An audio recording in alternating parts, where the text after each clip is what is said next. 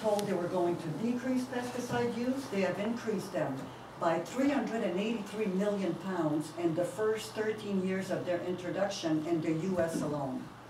Roundup is often presented as something that is completely benign. It is anything but. It persists in the environment, it has toxic effects on wildlife and humans, it increases plant disease, notably Fusarium, which is a fungus that causes sudden death and wilt in soy plants, and is also toxic to human and livestock. The impact on farmers that this has is, of course, very much in regard to the economy. Many export markets have been lost. One of the most talked about one is the annual $300 million canola export to the European Union that disappeared due to GM contamination. Another big problem in Canada and in the US with GM crops is that non-GMO farmers whose lands are contaminated with GMO plants can be sued by corporations. I believe all of you know about the Percy Schmeiser case, which went to the Supreme Court of Canada in 2005. In Germany, it's different. In Germany, they passed a very different law, where if anyone were to grow GMO and they were to contaminate, the grower and the corporation would be responsible. So you don't find GMO crops being grown in Germany. Now, GMO crops are at the core of industrial farming. And industrial farming includes CAFOs, or concentrated animal feeding operations, or factory farms. Detailed analyses of what occurs to property values in areas where there is a lot of industrial farming show that properties lose between 50 to 90% of their values. And the two pictures that you see below show what occurs in rural areas when we become a rural area known for industrial farming as opposed to mixed farming. The other problem that have been talked about in scientific publications is the fact that industrial farming brings with it a lot of diseases, and we've seen that with bird flu and so on. The other thing that it does is it inevitably converts arable land to wasteland, and that's been evidenced by the fate of regions that were not growing GMO at the time, but that were highly invested in industrial farming. They become total wastelands. The Union of Concerned Scientists have said that industrial farming, which was once hailed as a revolution, is now outmoded and unsustainable, and that it's time to transform agriculture into a sustainable enterprise, one that's based on systems that can be employed for centuries, not decades, without undermining the resources on which agricultural productivity depends, which, as you know, is our soil, our water, our air, and our farmers. That's what we depend on. We feel, and this is why we're here today, that right now we still have a choice. We can make decisions now, but we fear that as more and more areas are banning GMO crops, more GMO farmers will congregate where they feel welcome. And the chart that you see below shows you a red line where as industrial agriculture grows, diversified food crops are decreasing. This is not anything that I found, this is something I made, because this is what we fear will be happening. And we have good cause to fear that, because it has been happening in various areas. We also feel that unless we make a decision, we will be sending a clear message that we're supporting industrial farming, which will lose us our family farms and local growers, biodiversity, and local food security. Local food security is extremely important. In Britain, food prices have risen 32% since 2007, which is twice the EU average. And the reason that Britain has been particularly vulnerable to price rises is because it imports 40% of the food it consumes. While in BC, what I was able to find on the web is that we are importing over 50% of the food that we consume, which is why there are so many areas building local food economies. We feel that local food is where security is at, and also our dollars. Save on Food has seen it. They are now going local. Farmers markets are experiencing growth.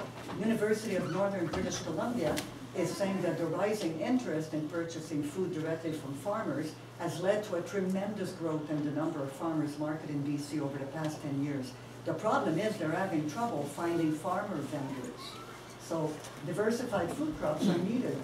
And as global food prices rise, more and more people turn to local food. Here's what we could be making right here if we decided that we were going to work at building a good diversified food economy. Keeping 25% of the food dollars that are spent locally would bring to small areas like Enderby $2.5 million every year. In Lumbian area, $4.7 million. Armstrong's Palumcheen, $4.1. Vernon, $34 million. And RDNO total, over $70 million. This is taken from Stats Canada food expenditures in Canada. And as you know, every dollar we spend locally goes around 3 times as opposed to disappearing. Family farms, not GM crops, are what creates local jobs. They found that in the UK, small farms is what employs much more people per acre than large monocultures. The farms under 100 acres provide 5 times more jobs per acre than those over 500 acres. The other problem that I talked about was the sustainability. Well, unfortunately, in the long run, GM crops are not sustainable. For years, the biotechnology industry has trumpeted that it would feed the world, but that promise has proven to be completely empty. Union of Concerned Scientists report, which is the failure to yield report, also available on the web, makes that very, very clear. This is why places, particularly in North America, where GMO are so prevalent, are now transitioning. They are transitioning towards sustainable solutions using soil science. In the Midwest, as you know, which is a lot of large farms, they have a transition towards permaculture. The same in California. And there are many, many courses that are given to reduce the cost and the dependence of chemicals, fertilizers, chemical biocides, as well as irrigation. So who's banning GMO? 62 countries have banned GMO foods or have mandatory labeling. In the US, 23 states, including Washington, are now presenting petitions to ban or label. In BC, 10 municipalities and 1 regional district have passed resolutions. The municipalities are Powell River, Caslow, Nelson, Saanich, New Denver, Rossland, Salt Spring Island, Denman Island, Metrosin, and Richmond, BC. Gabriola Island has recommended to the Island Trust that they ban it. The Okanagan-Similkameen Regional District passed a resolution against genetically modified tree fruits, and it got accepted by all of BC at UBCM. And working on a ban currently are Vancouver, Surrey, Langley, Duncan, Nanaimo, Campbell River, Comas, Courtenay, and Prince George. Why did they do this? What have they understood? They've understood that a ban on GMO crops is not against science. It is against, nor is it against the most advanced forms of biotechnology, such as marker-assisted selection, but that it challenges the premature and misguided commercialization of crops produced using the imprecise and outdated method of genetic engineering, which is recombinant DNA technology. I'm taking this from this document here, so you can look at the results in that. In Richmond, they had a lot of opposition. CropLife sent their, which is the public relations arm of the large biotech companies such as Monsanto, they flew their vice president from Toronto to attend the council meeting this May. Still, Richmond Council unanimously passed a resolution choosing to ban GMO crops. We feel that our future is at a junction. We feel that right now we are teeter-tottering. We can either choose to go on with, I think I call that corporate agriculture. I can't read in the red from here, but we can either choose to go on with what we see as big industrial agriculture, which we feel will be very harmful because it risks harming our local economy, our health, our clean air and water, our food security, our soil fertility, and most of all, our family farms. We got a letter that was sent to you today from the COABC, which is Certified Organic Association of British Columbia, And they are very clear in the letter saying that this, unless we ban, this will ruin the organic food industry in BC. You have the letter with you, and I believe I have it. I'll show it to you after. So where do we go from here? What we're asking you is to decide to pass a resolution, as 11 others did in BC. That resolution could look like this. It could say that the district of, or the city of, oppose the cultivation of genetically engineered plants and trees by using transgenic engineering in the municipality or the district, and that the district would not purchase genetically engineered plants and trees for its own use. That you would agree to revisit the resolution as pertinent new information would become available affecting this resolution, and that you would forward copies of the resolution to all provincial, federal organizations concerned. Passing this resolution is not binding. It doesn't give you any right to go and stop anybody. It can also make exceptions. It doesn't mean that the people who are growing GMO today would be stopped. What it means is that you could give the Agricultural Advisory Committee the mandate to work towards sustainable agriculture and to begin discussing a transition plan with the GMO farmers in the area. Because these people cannot stop. They cannot stop today. And if they wish to change, they will need help changing. And I think that if they look at this, they will feel that there is a lot of impetus for them to look at other solutions. But I think they will need help making a transition plan. And this is why other places have made that solution, I've made that resolution. So, this is the end. What I'm saying is that independent research has exposed the damage from GMO crops, as well as the risks of betting our future on industrial farming. We know that our future depends on the decision made as a board or by each municipality. I don't know how you will choose to address that, but we feel that if you do not make a decision, you are in fact making a decision. You're making the decision to lead us towards industrial farming. And making that decision will, as they say in that letter, kill. I will just tell you what it says, and maybe we can look at it on the web after, on the screen after. Oh, I don't have it, I'm sorry. We'll have to look at it up there, Rob, if you don't mind. Just give me a second here. Because I think they say something very important. There it is. Is it possible to make it a little bit bigger? Thank you. What they're saying is that for the organic industry, cross-pollination, which is what I really talked about, is a grave concern. Cross-pollination of GMO crops on a certified organic farm would jeopardize their certification. This would be devastating for the industry, as it would mean a loss of integrity and revenue. The recent motion put forward by the regional district of Similkameen that UBCM requests the government of British Columbia to declare BC a GE-free province in respect to all tree fruit products demonstrates the concern that is being felt throughout the province.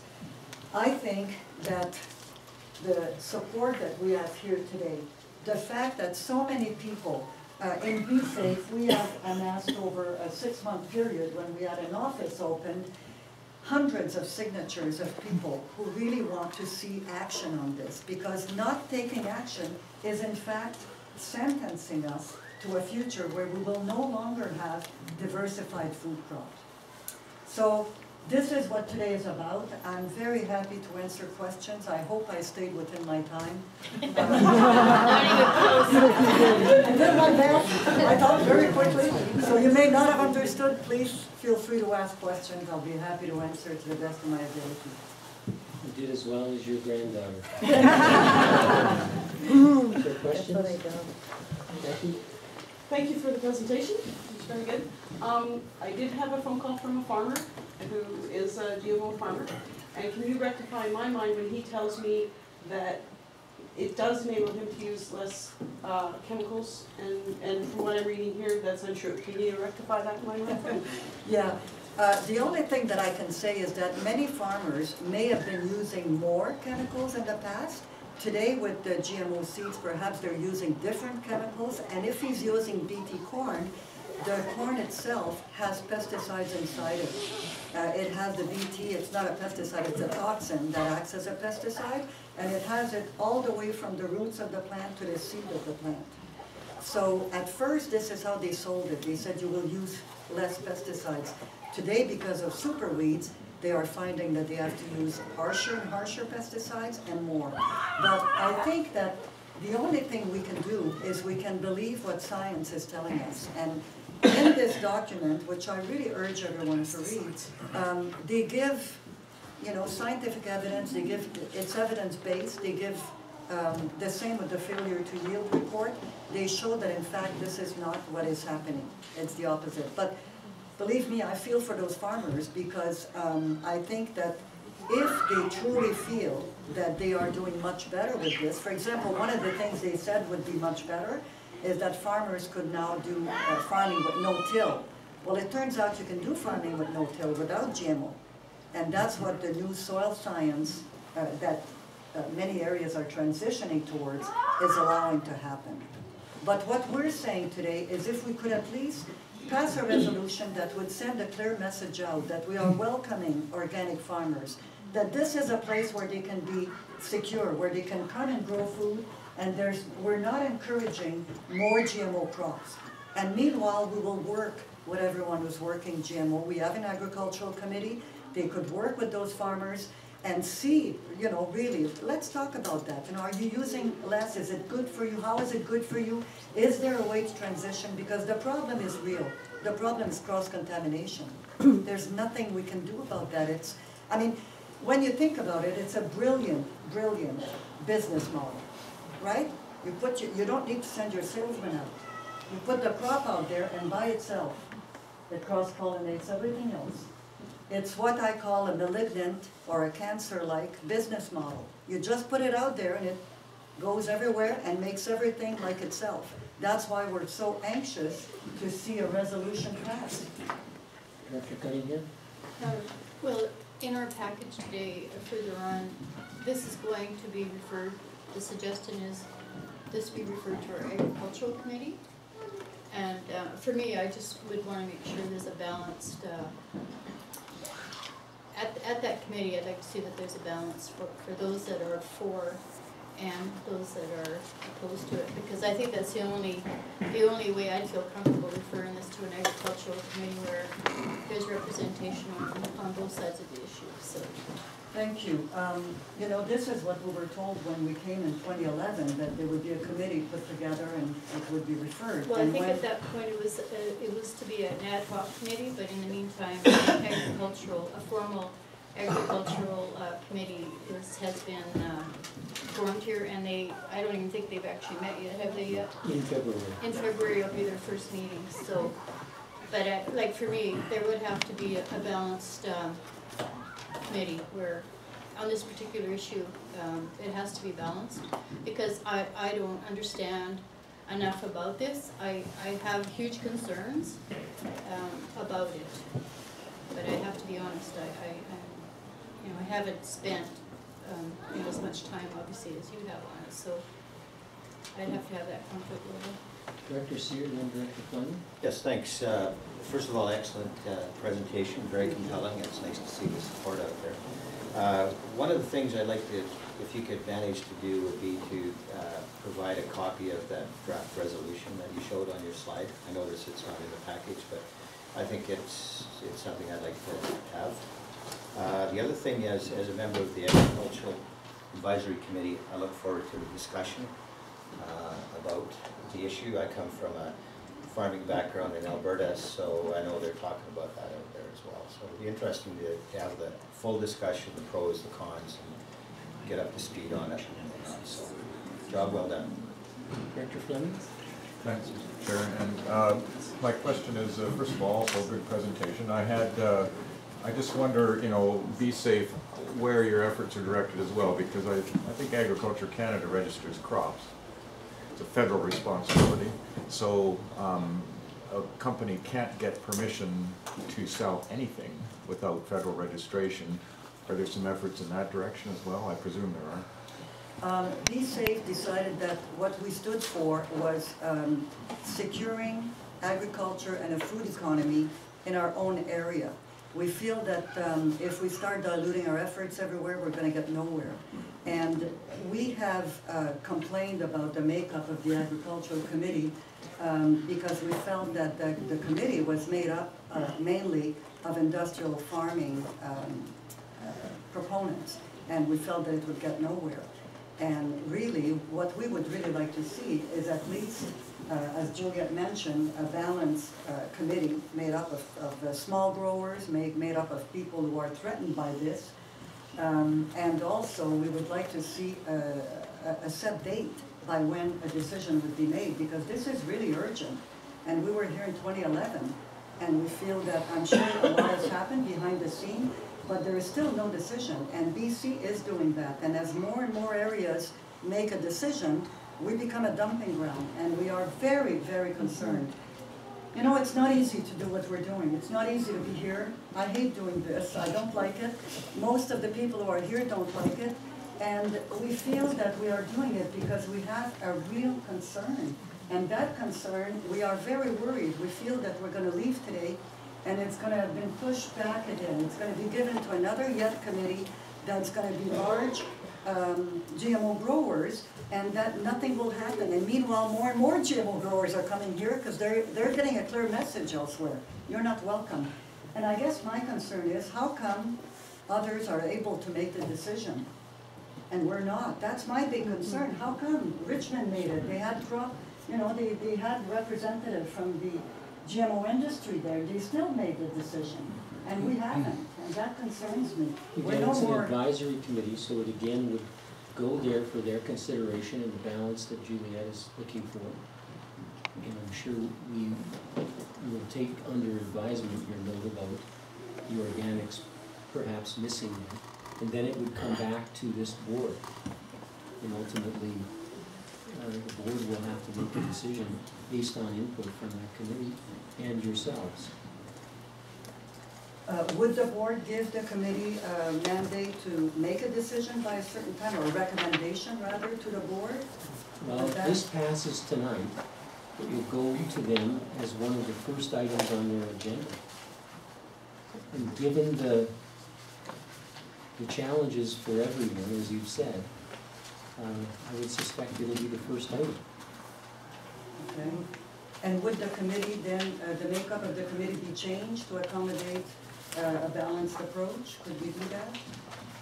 Well, we can do that before then, but what I'm hopeful of is that it isn't as weighted as you suggest. Because I asked people, why aren't you on? And nobody fitted the descriptions. Well, I think there's even some room for additional members. But we'll have to, no one knows the true answer to your question. The committee hasn't met yet. Okay. But your point is a good one. If it's true that there's no one from that area represented, there will have to be someone.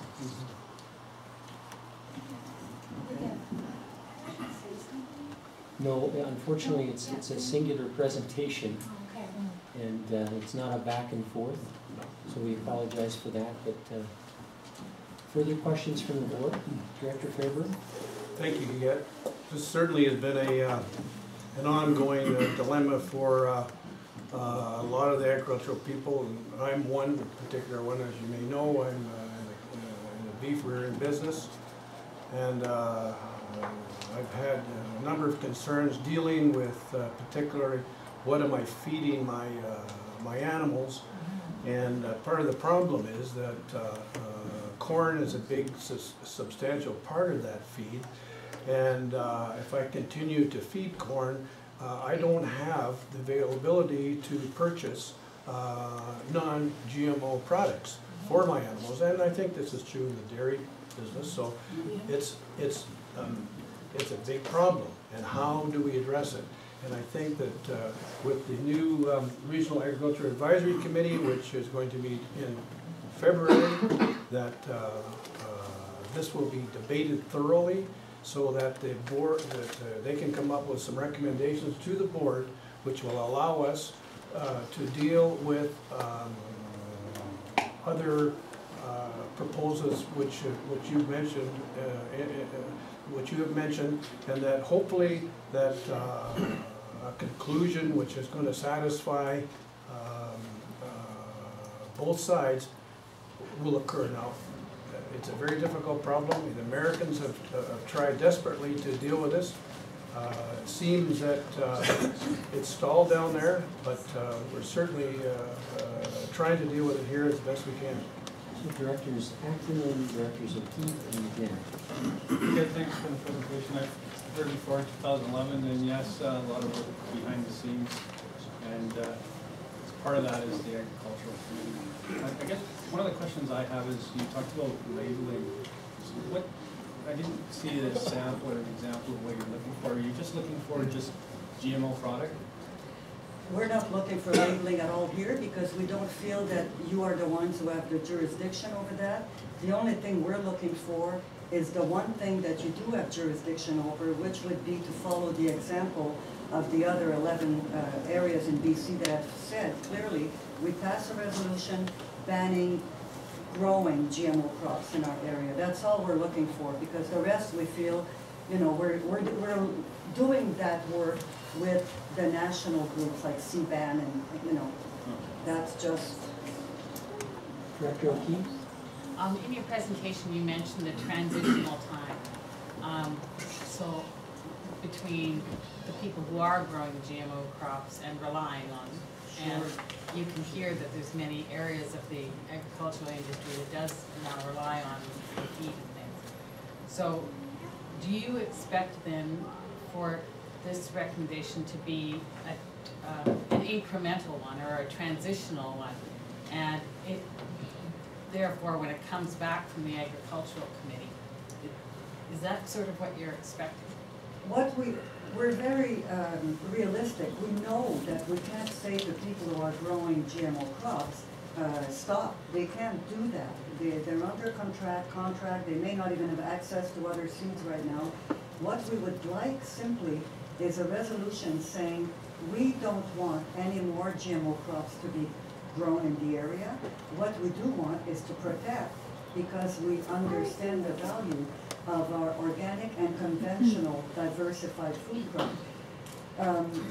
The GMO growers at the moment should be we should meet with them. There should be an open discussion as to, would you be willing to change? Would you be willing to do what others are doing and transition to something that's going to be better for you in the long run? It's going to be cheaper and so on. And if you are willing, how do we do this? How do we help you make a transition, process? Because that's what has to happen.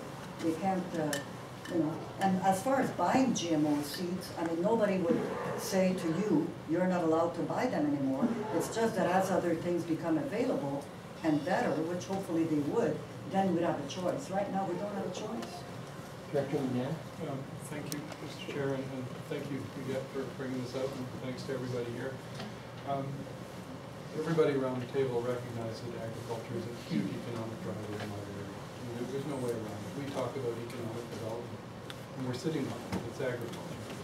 So I certainly support the idea of looking at this very seriously.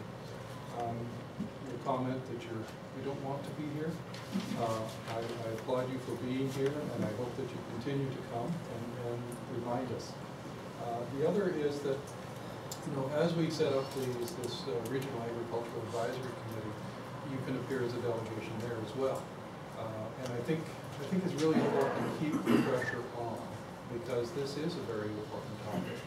So I don't want to prejudge the results of the committee, but I certainly think that the information presented here and the contrary evidence, we're going to have to look at that very, very seriously. So good on it. Thanks. Rob and Anthony really worked hard on the agricultural land advisory. So in terms of the organic and farmers on that, are you aware of any appointed? Mr. Chairman, we do have a position available for an organic farmer on there, and I believe there are some candidates. The Regional Growth Management Advisory Committee did look at that list at your last meeting in December, if you'll remember, and I think that there was some reflection on who you wanted to be on that committee at that point. So I think the question is timely for the committee to consider that. And if you wanted to look at the mandate of that and make it of it, it's up to the committee to make that decision. So we'll at least commit to re-examining that? What I commit to?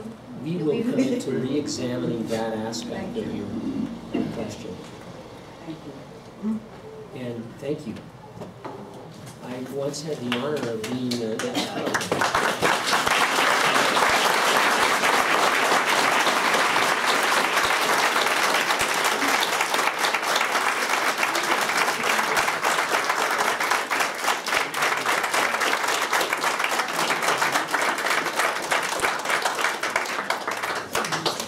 so you get one of the first places in Canada that my friend Bill Henderson, who's the legendary guitarist with Chilliwack, performed the story about Percy Schmeiser was on the Vernon, City of Vernon Canada Day celebrations. Oh, is that right? I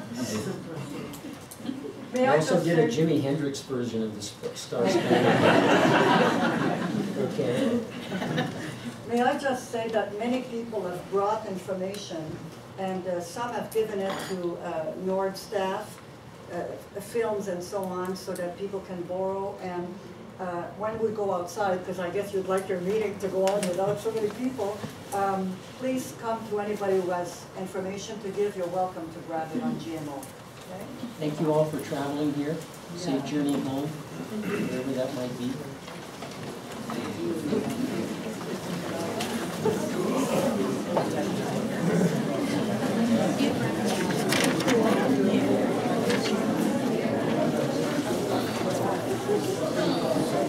You ready?